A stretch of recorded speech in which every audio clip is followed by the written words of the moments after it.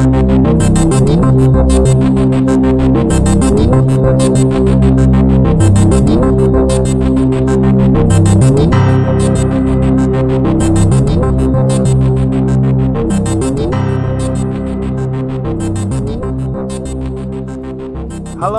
and welcome to a new season of the Dark Money Files podcast, where we shine a light into a murky world.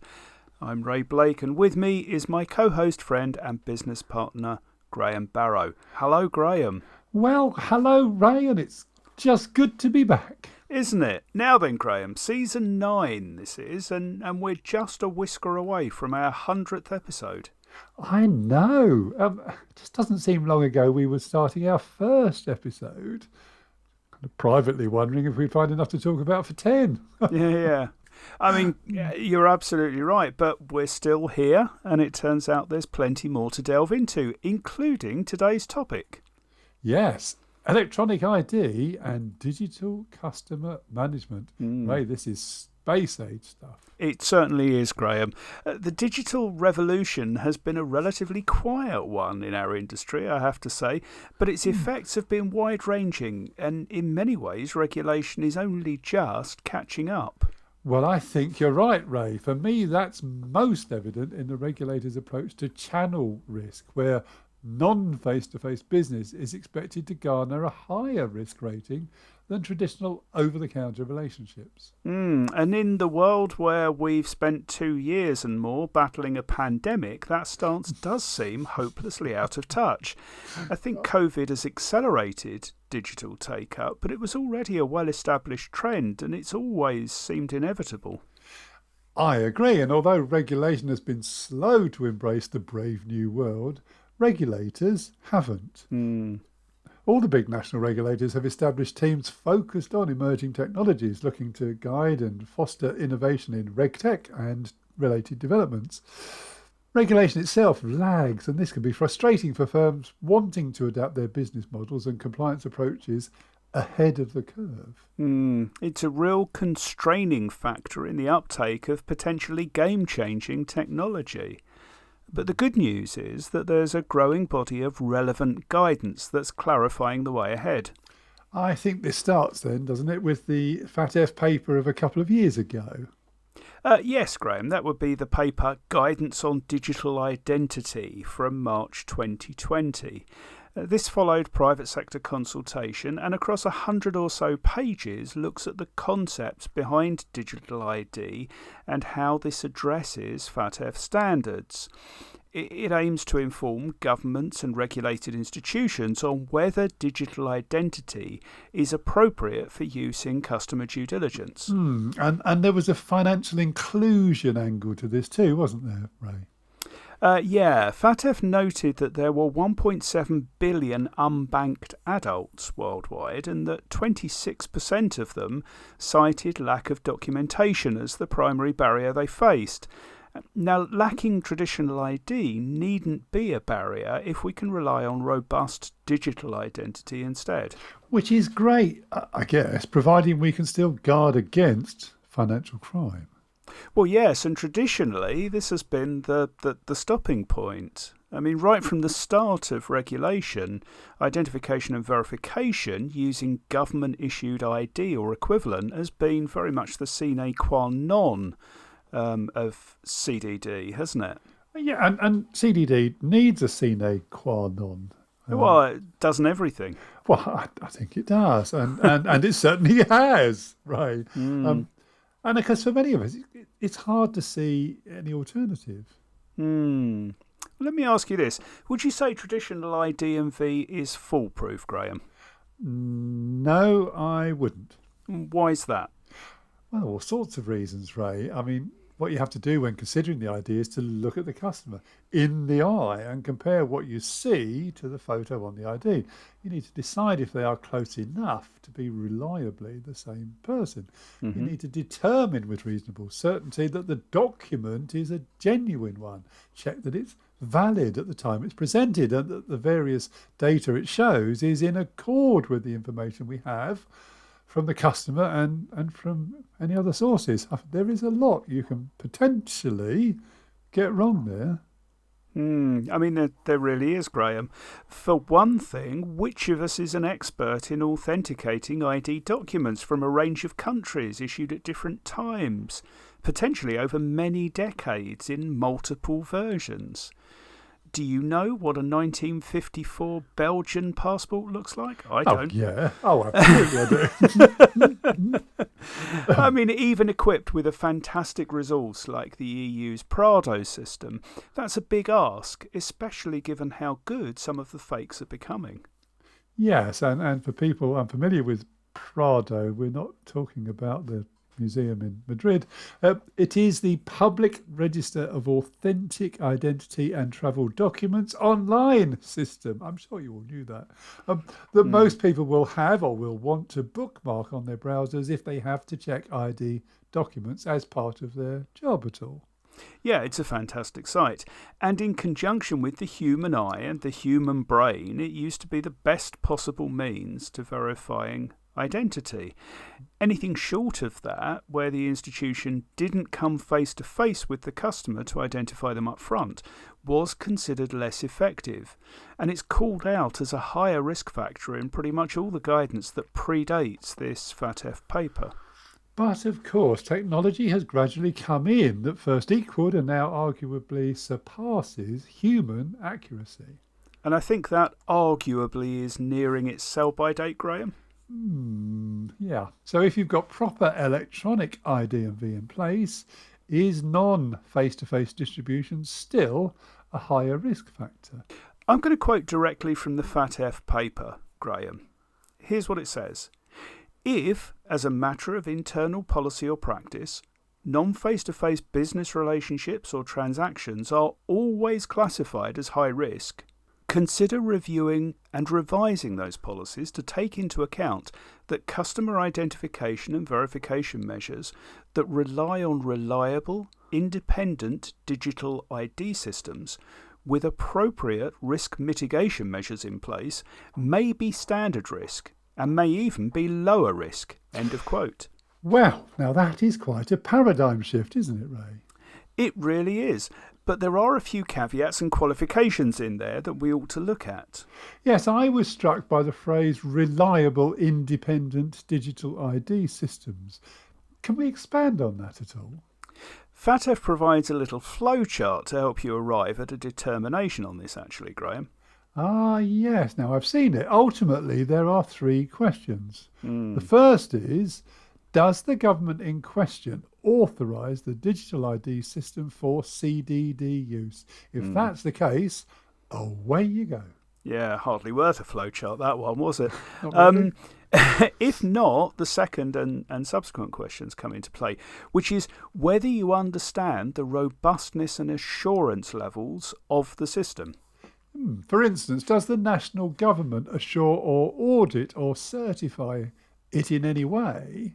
Or does a government-approved entity provide similar assurance? If you can't get the assurance that way, then you can undertake or commission your own assurance. Yup. Then, assuming you can emerge from question 2 with a positive view on the robustness and assurance level of the system, you then have to form your own judgment on whether you are happy that the assurance level is sufficient for the money laundering and terrorist financing risks that you face in your firm. Yes, Ray, and that's going to mean understanding exactly what those risks are, of course, which hopefully you've documented in your business-wide risk assessment, about which we have spoken at length. And that should give you a decent audit trail for the judgments you arrive at. The FATF paper is worth a detailed read because it gives lots of country-specific case studies.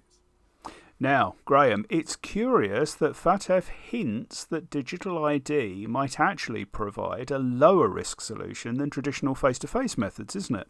It is, Ray, and it's a theme that the Wolfsburg group really ran with in their recent paper with the snappy title of Wolfsburg Group Guidance on Digital Customer Lifecycle Risk Management. End of snappy title. Well done. That was, thank you, that was released at the end of March 2022.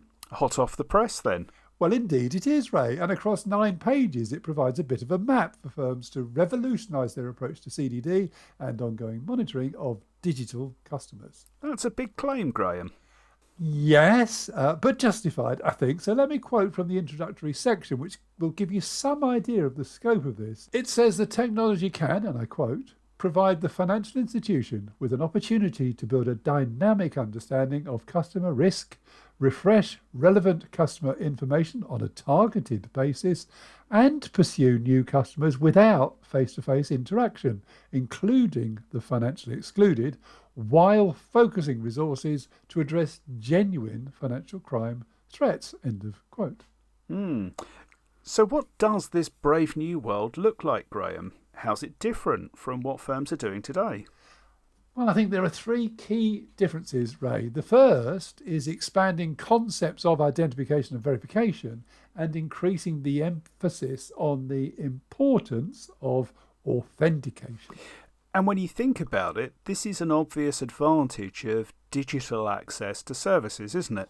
In a traditional relationship, the whole face-to-face interaction may only happen fully at the start, with the institution then relying on a range of measures with a corresponding range of effectiveness for determining that the person who strolls into the branch or who phones up is the same person they saw X many years ago. Well, yes, it is. And in a digital relationship, that risk is much more effectively managed. Authentication happens automatically every time the institution's service is accessed. And that's pretty secure in most cases, isn't it, Graham? I mean, there are a whole suite of authentication measures typically used, including, geolocation, face recognition, even behavioural analytics. Yes, that's right. In many ways, it's harder to hack a well-built digital service than a well-built analog one. Here we have to introduce the concept of binding, don't we? Oh, yes. That's the issue of authentication credentials at the point of initial acceptance. It's what allows you to subsequently determine each time the customer comes back that they are the same person you originally accepted. Provided that initial authentication is strong and features a range of measures like the liveliness check and authorizing access to phone data, the binding can give you a high level of confidence that the person accessing the customer's account is indeed the customer. And FATF here seems to endorse the prevailing approach to post-binding authentications, don't they? The three-factor approach. Yes, Ray, that's a combination of ownership factors, knowledge factors, and inherent factors, or to put it another way. And hopefully a more enlightening way. Indeed, Ray. That means something you possess, like a cryptographic key on your device. It means something you know, like an old school password or PIN, and something that you are, your biometric factors. And biometric factors could be facial recognition or a fingerprint, could it? It could, Ray, but increasingly this will be supplemented with a range of data, including user behaviour, like how and when they tend to access their device and where they are when they do. OK then, so in the new paradigm we have more reliance on authentication. What's the second shift? Well, that's building and maintaining what Wolfsburg calls a dynamic, more holistic customer risk profile. Intriguing. Let's unpack that. Dynamic? More holistic? Yeah, well, let's do dynamic first. Right now, firms are tending to apply a static risk assessment based on a few data points applied at onboarding or at review. Where the customer lives, what industry they're in, maybe the products they use, if they're corporate, what sort of business entity they are, and so on. Now, this rating determines the level of ongoing monitoring and allows firms to apply a risk-based approach. These basic customer attributes don't change very often, but when they do, there's an opportunity to reconsider the rating. Yeah, and that's pretty much established practice, isn't it, across the industry? It is, but digital financial services and the whole app ecosphere means that institutions have access to a lot more data points on an ongoing basis in real time. Or at least they can if the user has consented to sharing analytic data and isn't using VPNs and the like. And the fact that they do use a VPN for a particular transaction would immediately put the institution on notice that there's a new risk factor. Yeah, that's just one example, but it's how Wolfsburg envisions an institution using its access of data beyond just the usual KYC to inform its risk rating in real time. That's what they mean by more holistic. Wolfsburg also cites behavioural biometrics as a potential source of insights. Yeah, like the angle the customer tilts the phone at habitually changes all of a sudden, or whether they're typing into information fields or pasting data they've presumably copied from elsewhere.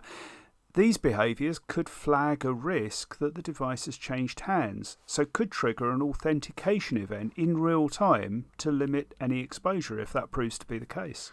Yes, and that brings us to the third shift in approach, which is to what Wolfsburg calls a targeted, disciplined approach to ongoing due diligence by refreshing customer data on a trigger rather than periodic basis, dedicating resources effectively to priority risks in real time. And that just sounds exciting.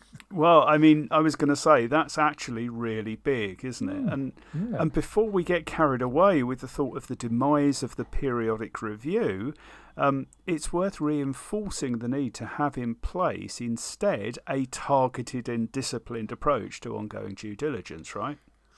Yeah, you will need to be watching far more diligently and acting more quickly and reliably to changing risks if you're not going to have the safety net of a periodic review to rely on.